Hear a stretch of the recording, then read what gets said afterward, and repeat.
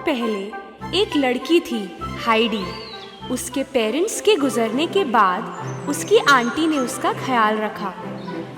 एक दिन वो हाइडी को लेके उसके दादाजी के पास गई, जो पहाड़ों में रहते थे। दादाजी जरा चिड़चिड़े स्वभाव के बुजुर्ग थे। वो अकेले एक छोटी सी कुटिया में रहते थे।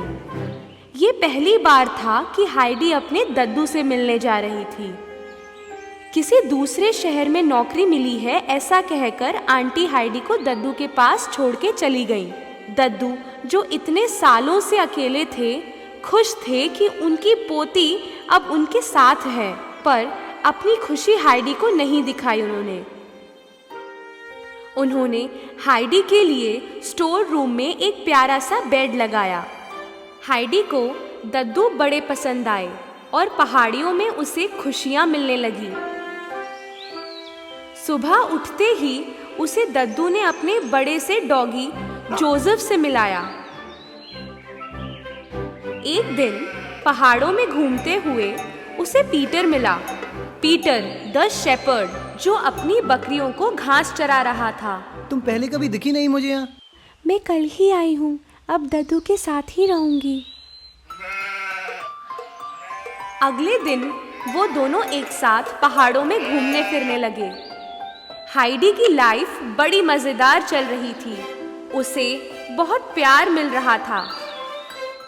पीटर ने शेपर्ड बनना भी सिखाया। पूरा दिन पहाड़ियों में दौड़ा भागी करते हाइडी बहुत खुश थी, पर वो दद्दू के घर के काम में भी हाथ बटाती थी। अपने दद्दू के अवन में ब्रेड बेक करना उसका फेवरेट काम था। वो ब्रेड बना के पीटर की दादी को देती थी और बदले में पीटर की दादी उसे ताज़ा बकरी का दूध पिलाती थी। एक दिन गर्मी के बाद जाड़े का मौसम आ गया। पीटर के स्कूल जाने का वक्त आ गया और हाइडी अकेली हो गई।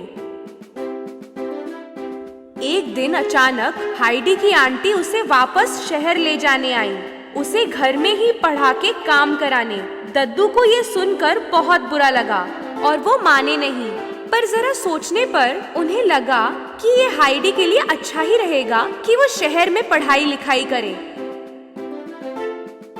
मुझे यहाँ से नहीं जाना, मुझे दद्दू के पास ही रहना है। पर आंटी के ये कहने पर कि वो उसे कुछ ही दिनों में वापस ले आएंगी, हाइडी मान गई। ट्रेन में लंबा सफर तय करके वो एक महल जैसे घर में पहुंचे। वाओ, इतना बड़ा घर! मैं क्या इस घर में रहने वाली हूँ? हाइडी घर की प्यारी क्लारा से मिली। क्लारा चल नहीं पाती थी क्योंकि उसका एक्सीडेंट हो गया था। आंटी हाइडी को यहाँ लेकर आई थी ताकि क्लारा को एक दोस्त मिल जाए। ये दोनों बहुत जल्द ही बेस्ट फ्रेंड्स बन गए। हाइडी के ढंग अलग थे और क्लारा उसकी गलतियों का खूब मजा लेती थी। क्लारा की दादी बहुत कठोर थी। जल्दी उठो आलसी लड़कियों, पढ़ाई नहीं करनी, ऐसे ही रहोगे। क्लारा की दादी हाइडी को बहुत कुछ सिखा रही थी, जैसे ढंग से उठना बैठना और कांटे छुरी से खाना। अब हाइडी कपड़े भी शहर वालों की तरह पहनने लगी थी, पर उसमें आराम नहीं मिल रहा था उसे। क्लारा भी हाइडी को पढ़ना लिखना सिखा रही थी। हाइडी को क्लारा के साथ रहना अच्छा तो लग रहा था, पर उसे पहाड़ियों और दद्दू की बहुत याद आ रही थी। इतनी याद कि उसको खाना भी नहीं भाता था। क्लारा की दादी और पापा को हाइडी के दुख का एहसास हुआ। उन्होंने फैसला किया कि उसे वापस अपने दद्दू के पास भेजना चाहिए। क्लारा उदास हो गई क्योंकि हाइडी जाने वाली थी। प्यार उसे कहते हैं जब आप किसी की खुशी चाहते हैं, हर कीमत पर, दादी ने कहा। हाइडी की आंटी ने कहा कि क्लारा उससे मिलने अगले साल पहाड़ियों में आएगी। पहाड़ियों में आते ही जैसे उसको जिंदगी वापस मिल गई। वो वो रास्ते में पीटर के घर गई और उसकी दादी को क्लारा का दिया हुआ ब्रेड दिया। वो दौड़ के दद्दू से मिलने गई और उन्हें बड़े जोर से गले लगा लिया। हाइडी की खुशी का ठिकाना नहीं था जब उसे एक चिट्ठी मिली कि क्लारा उससे मिलने आ रही है।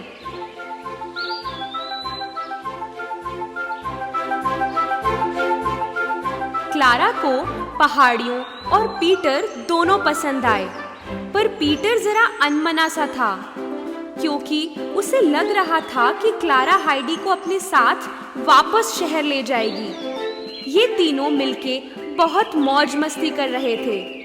पहाड़ियों की ताज़ी हवा, ताज़े फल, सब्जी क्लारा की सेहत के लिए अच्छे थे। पर पीटर को क्लारा से जलन होने लगी क्योंकि वो हाइडी की बेस्ट फ्रेंड थी। पीटर को क्लारा को व्हीलचेयर में बिठाना और घुमाना बिल्कुल भी पसंद नहीं था। एक दिन उसने क्लारा की व्हीलचेयर को पहाड़ से नीचे ढकेल दिया। उसे लगा कि इससे सारी प्रॉब्लम्स सॉल्व हो जाएंगी। ताज़ी हवा के सहारे और बिना व्हीलचेयर के क्लारा में काफी ताकत आ गई और वो हाइडी के साथ धीरे धीरे चलने भी लगी और फिर खुद अकेले बिना किसी सहारे के चलने लगी। मैं चल रही हूँ हाइडी, ये सब तुम्हारी वजह से। एक दिन क्लारा की दादी और पापा वहां आए और वो चौंक गए। उसे चलते हुए देख उन्होंने दद्दू और हाइडी को जी भर के थैंक यू बोला। उसी समय पीटर को अपने किए पर पछतावा हुआ। उसने क्लारा की व्हीलचेयर को ढकेलना कबूल किया। मैं आप सबसे माफी चाहता हूँ, बहुत गलत किया मैंने। माफ तो करेंगे ही, है ना क्लारा? भले ही तुमने गलत किया, पर उसका चलना सबसे बड़ी खुशी है।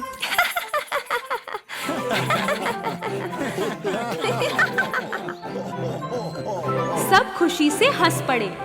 क्लारा और उसके परिवार ने अगले साल फिर आने का वादा किया और ये सभी एक साथ हमेशा खुश रहे।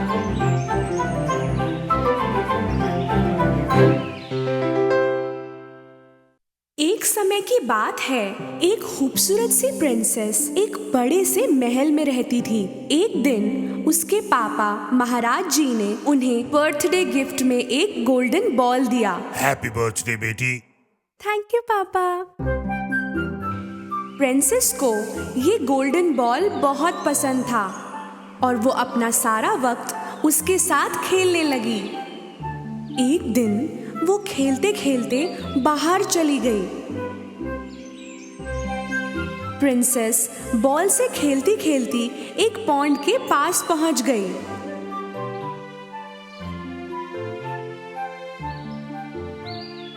वो खड़ी खड़ी खेल रही थी कि वो बॉल को पकड़ नहीं पाई और बॉल दूर जाने लगा।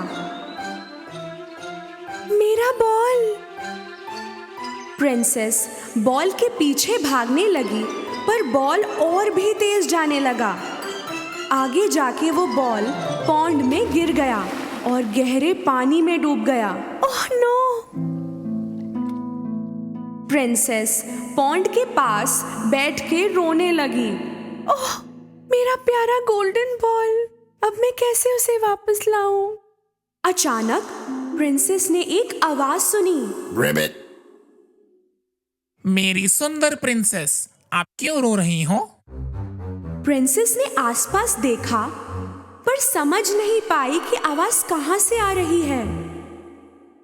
जब ध्यान से देखा तो देखा कि ये मेंढक की आवाज है जो पास बैठ के प्रिंसेस को देख रहा था। मेंढक प्रिंसेस की तरफ कूदा और फिर से पूछा, क्या हुआ मेरी सुंदर प्रिंसेस, आप क्यों रो रही हो?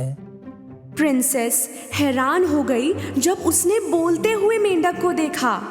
एक बोलता हुआ मेंढक, ये कैसे हो सकता है? अरे प्रिंसेस, सामने बैठा हूँ आपके, अब बताइए क्यों रो रही हो? खुद को शांत करके प्रिंसेस अपनी कहानी बताने लगी।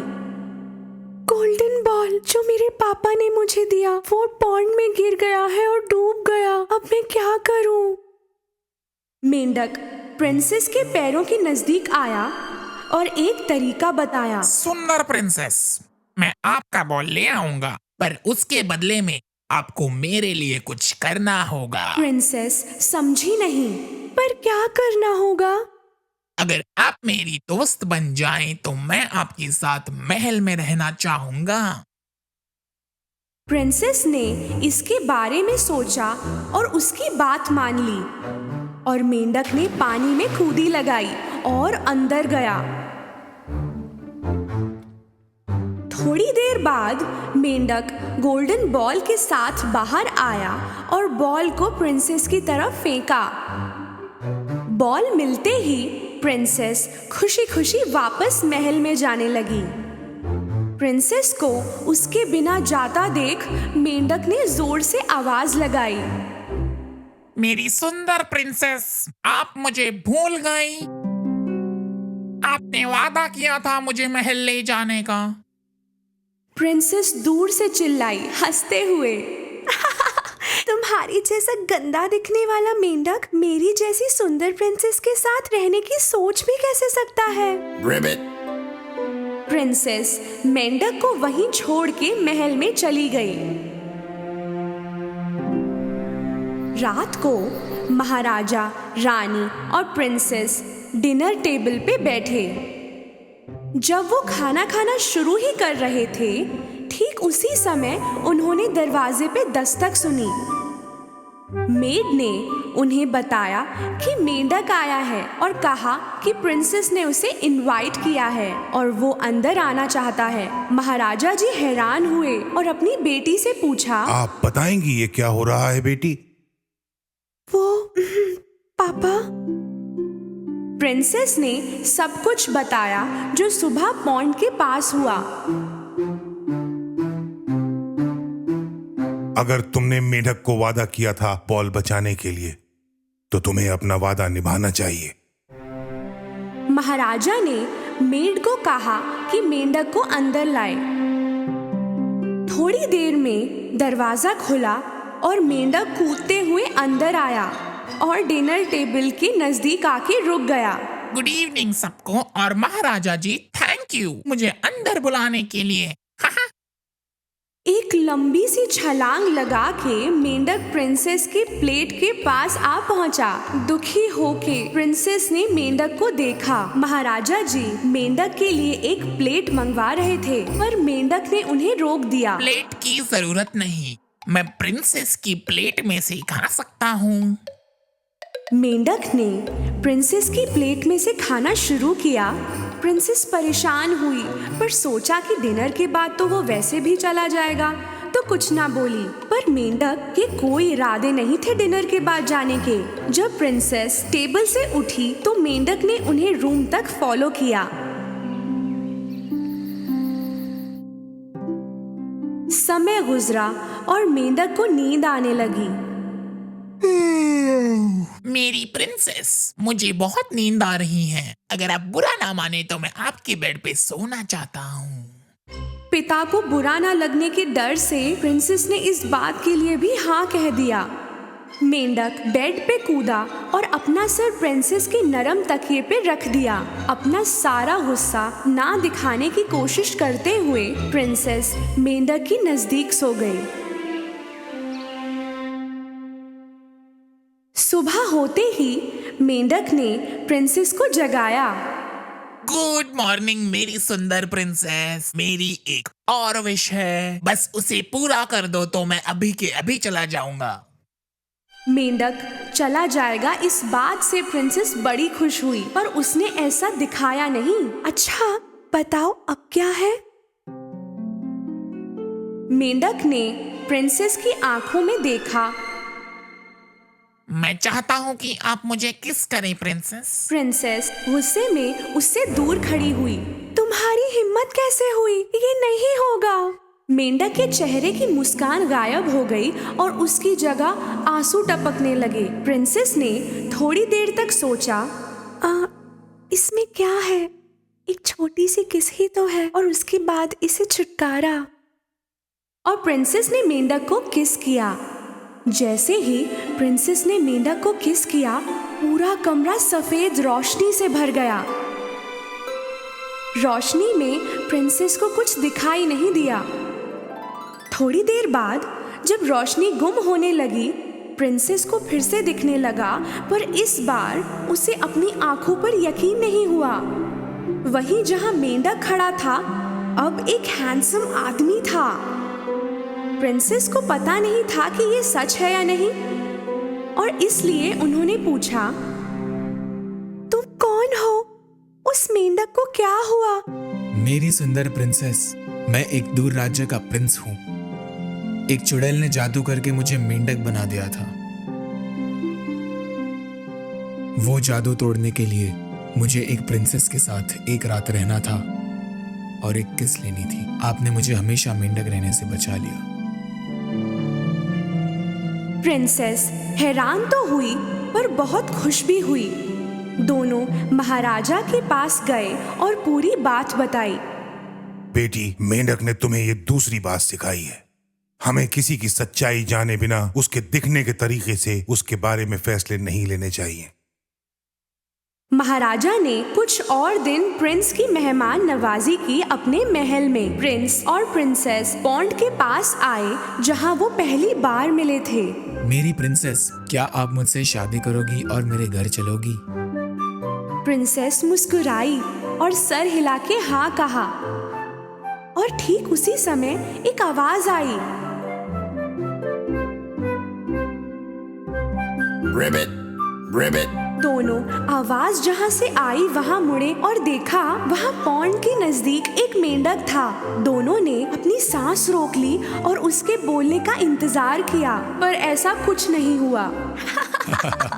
चिंता मत करो छोटे मेंढक, एक दिन तुम्हें भी तुम्हारी प्रिंसेस मिलेगी।